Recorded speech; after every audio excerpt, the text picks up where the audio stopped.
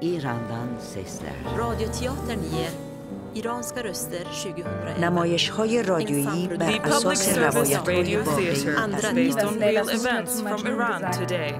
Produced by the National Theatre.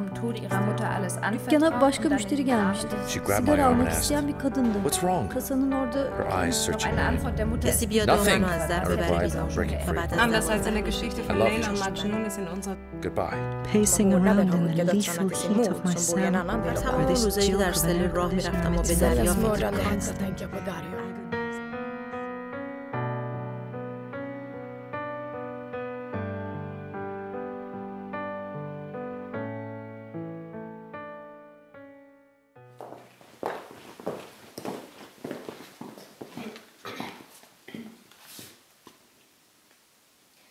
Es war einmal ein Beduine, der hatte einen Sohn.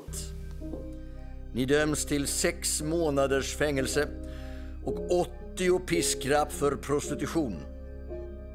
Efter fängelsestraffets slut döms ni till stening för äktenskapsbrott. Ayağa kaldırdılar. Kan şekerim bir anda düşmüş olmalı ki son hatırladığım beyaz ışıklardı.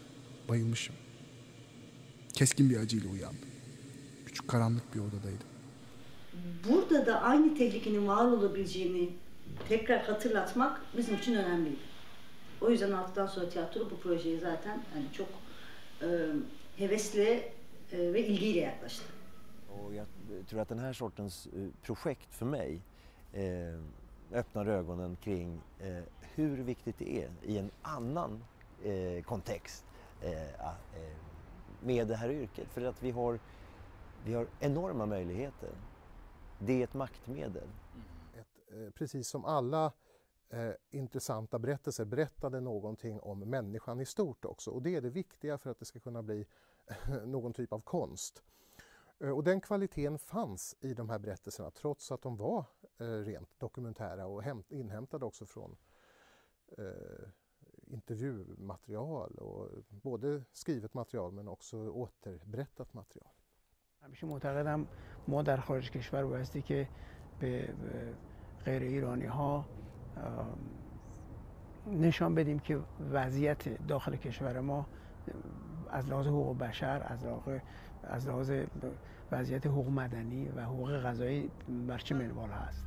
از اونجا که گواهی یک فرد مؤنث به تنهایی کفایت شهادت را نمی کند، لذا اظهارات خانم سارا پاکدل فاقد ارزش شرعی و قانونی است. اینجا اتفاقا جلوه خوبشی داره که در خدمت آزادی و آزادی خواهی و دموکراسی قرار میگیره و به گمان من رادیو یک مدیای بسیار قوی هستش در میان بقیه مدیاها و این فرصت خوبی بود. Your job as an actor in society it's a great responsibility to tell life as it is and give voice to people that have no voice or whose voices have been repressed. I slept very late the next day, and I thought that if I continued to sleep, I might wake up a different person with a new life. طرفدار حقوق بشری هستم و خیلی خوشحالم که یه پروگرام اینجوری میدونیم سیاستمدارا میتونن بیان راجع به حقوق بشری صحبت کنن، ولی شما وقتی داستان‌های کسانی که تجربه داشتن که حقشون ازشون گرفته شده داستان اونا رو بتونید به گوش مردم بیارید، این به نظر من اثرش بیشتره تا اینکه فقط یه سیاستمدار بیاد صحبت کنه. برای من که دنبال میکنم مسائل ایران و اتفاقاتی که در این زمان میفته خیلی مهمه، چون این اتفاقات روی زندگی همه ما تأثیر گذاشته. Az bozorg o küçük o zaman var fark nemiyor. Bir arşiv oldu ve bir örnek oldu diye düşünüyorum. Bu hatta şimdiden insanlar İran konusunda belgeseller çekmek isteyen insanlar şimdiden bize ulaşmaya başladılar. Özellikle arşivlere ulaşmak istiyorlar. Çünkü ortaya konulduğu şekilde oyunlar İran'dan ciddi bir kesit sundu galiba. En azından duyguyu iyi yansıttı diye düşünüyorum. İnsanlara ilham oldu.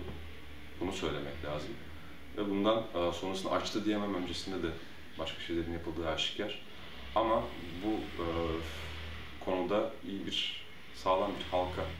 Det är att man går från de här stora nyheterna där det handlar bara om alla de här människorna, alla det där, hela det där systemet.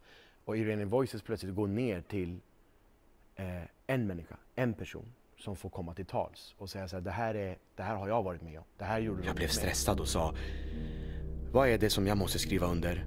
Håll käften din gris, sa Musa. Skriv under.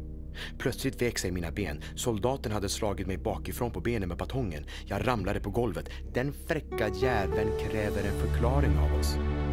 Det är din dödsdom.